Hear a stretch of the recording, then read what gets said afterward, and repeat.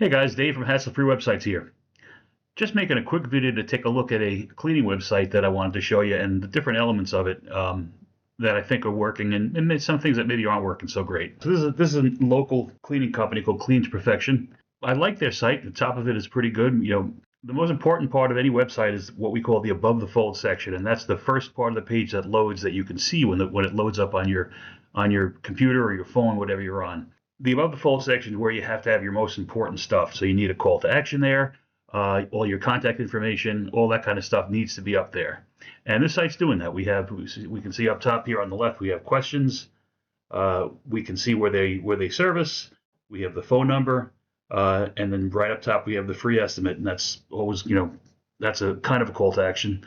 Get down below here, we have a get a quote. That's a call to action. And right in the middle of the screen, we have this get your free estimate.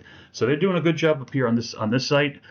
This is the way I like to design my websites. You want to get all that important information and a call to action right up top when your customers see it. If we work our way down a little bit, we see this is pretty neat here.